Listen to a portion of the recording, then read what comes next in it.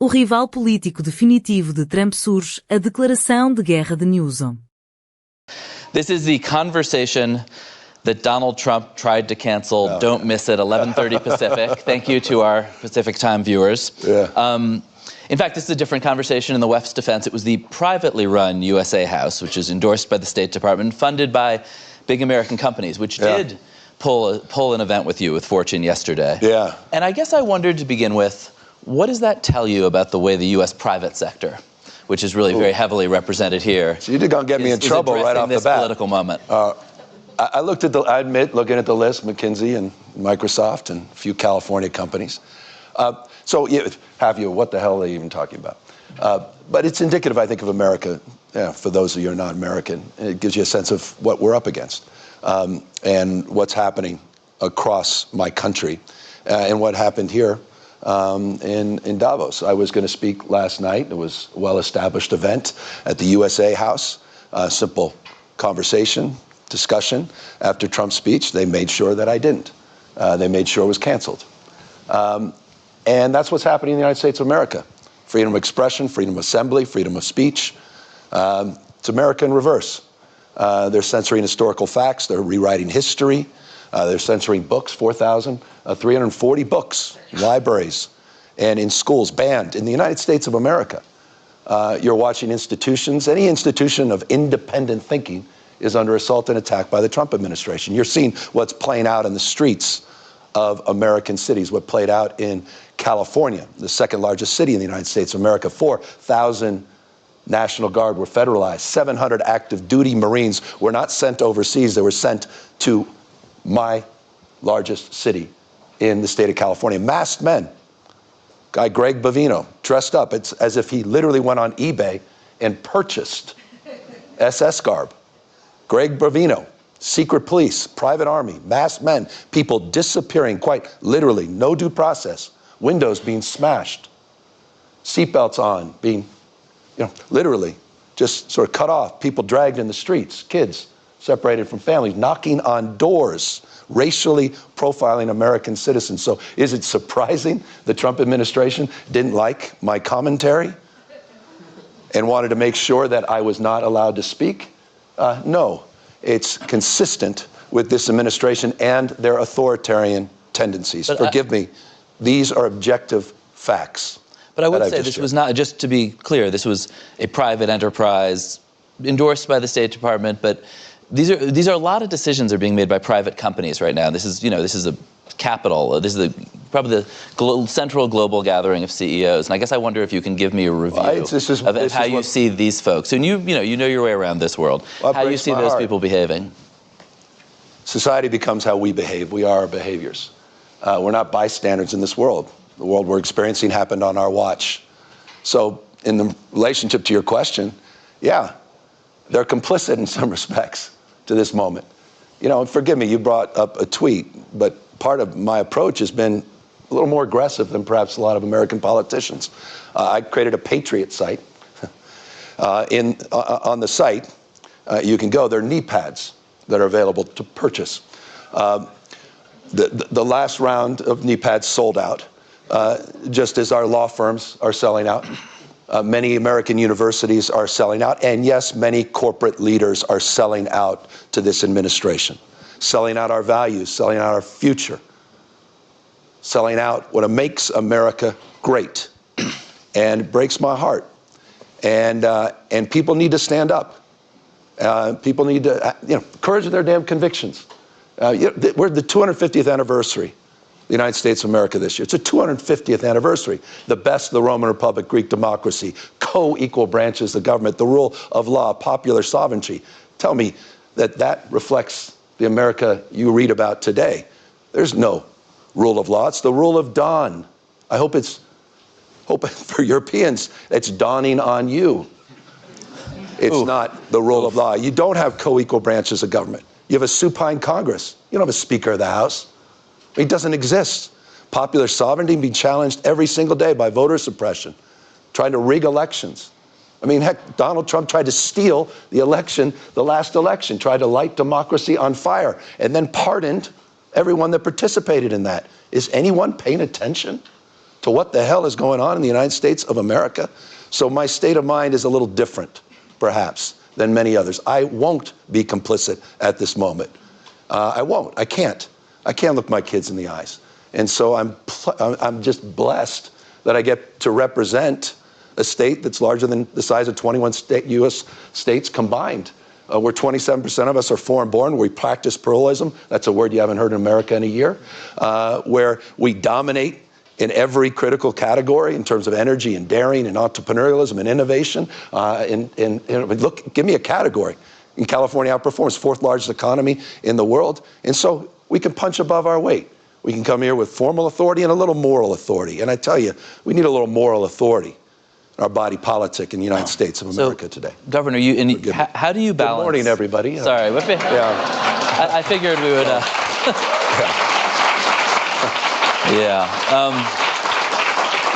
You're a tough interview, Governor. I figured.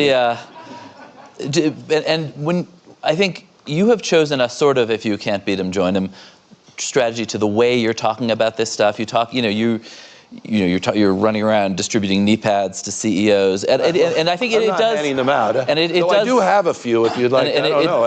And honestly, it sounds. By the way, I'm not kidding. They're the new Trump signature series knee pads. And they are available online. I told you the last one sold out. And I just want to sort of. It's a serious moment. It actually. We laugh. Anyway, these are available and in bulk too. But I want to read you a couple of things the U.S. government has said about you in the last 24 hours or so.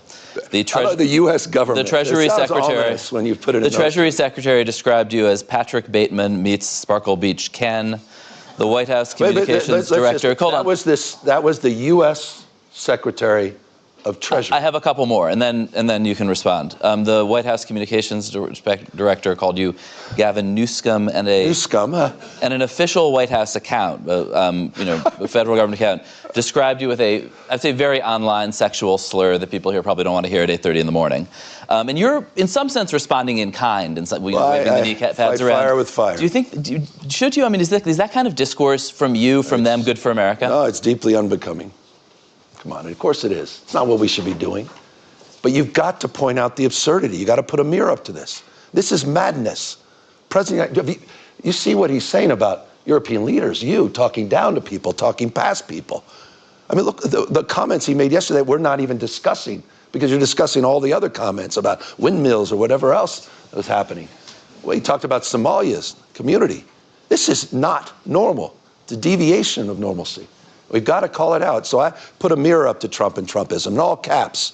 And it was ironic because Pravda, Fox News in America, others, they got offended by it. They said, well, where's his mother to wash his mouth out with soap? I said, well, where the hell have you been? You've never said a word about Trump dressing up as the Pope, tweeting out and cosplaying on the world stage. And so the Treasury Secretary talked about a Barbie doll. It was as if he was reading a diary and had just broken up with someone. I mean, that was the Secretary of Treasury using valuable time yesterday on the world stage. Thank you for not sharing that on the official White House account. We're deeply in their head. I think the affordability agenda appears to be, I'm living rent-free in the Trump administration's head. The most talked about speech here in Davos actually wasn't Donald Trump's address yesterday. It was the Canadian Prime Minister. Forgettable speech yesterday. It was Canadian Prime Minister Mark Carney the day before, who talked about, I don't know, in large terms, the middle powers, everybody except for China and the U.S. really had to adapt permanently to a world without American leadership. I guess I wonder, I mean, that's in some sense a pretty anti-American point of view. That's a view that America is gone from the world stage, that whether the next president is J.D. Vance, Gavin Newsom, somebody else, this isn't a deviation, as you said. This is permanent. Well, do you buy that? Do you buy Carney's point of view? I felt there was moments, and forgive me, I should be cautious making this statement. I don't want it to be overanalyzed, but when I was listening to the EU president speak, there were moments where I said, that used to be us. I remember that. So am I surprised by what Carney did? Quite the contrary. I thought it was, I had more leaders from the United States quietly, not publicly, not enough saying it publicly, the transcript of that speech saying, wow, They were, I mean, got in Trump's head yesterday. He brought it up. You know everything about Trump because it's what's not in the teleprompter. It tells you everything you need to know about where Trump's head is on things. It was incredibly effective. The markets were more effective. Markets. It's not Mother Nature. Thought of most powerful force on earth with Mother Nature, but it's the markets, particularly the Trump administration. Combine that with the comments of Macron, combine that with the EU commissioner, but the clarity that came from Prime Minister of Canada. But the fact that he went to China, came back with a deal, started introducing low-cost, high-quality electric vehicles, not made in Michigan, Detroit, but overseas into Canada. It says everything you know about the recklessness of America's foreign policy. Everything you need to know. You know it intimately, but it's a remarkable thing to break down 80-plus years of alliances. It takes decades and decades to build trust in organizations, the architecture of that. It takes weeks, tweets, hours, minutes sometimes, to destroy it. Destruction is not strength. The Trump administration is weakness masquerading as strength. And people need to understand that. That's reflected in the tweets. That's reflected in canceling people. That's reflected in sending masked men into the American cities. It's reflected at this moment. So I respect what Carney did because he had courage of convictions. He stood up. And I think we need to stand up in America and call this out with clarity. We can lose our republic as we know it. Our country can become unrecognizable in a matter of months, just not years.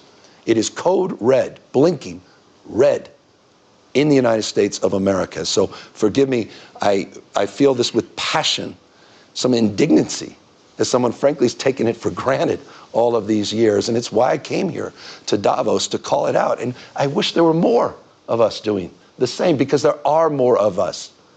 And on that, forgive me, I want you to know Donald Trump is an historic president. That's absolutely correct. He's historically unpopular in the United States of America. In every category, he's underwater. He will be remembered in years, not decades. He's not going to run again. Time of life denies that. Not his state of mind, but time of life. But we need to manifest that, and we need to do the hard work. And that hard work includes the difficult work of coming to Davos and calling that out. This is not where I want to be spending, I love you all, my time.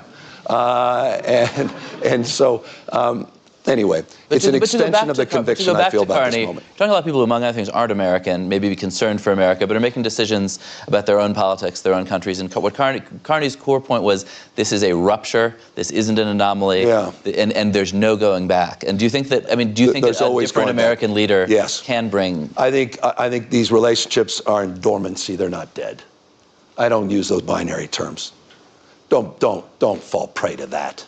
That's a bit hyperbolic, and I'm prone to a little of that at times. Dormancy. We can look, he's an invasive species, Donald Trump. He's not. He is. He took over the Republican Party. They're just, he's got, a few of them.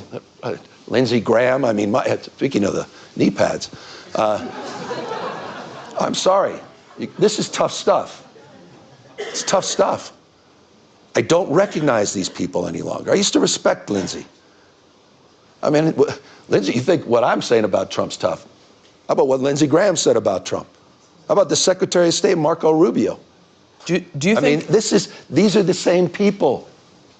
And this is why for things to change, we need to change. Do you think and that's why I'm changing my approach. And again, grateful you all took the time. I suppose, do you think post-Trump there's a path back? Because you see this everywhere, the kind of insult politics that you're doing here, which you said you don't really enjoy it. You kind of seem to. Well, I just putting a mirror up.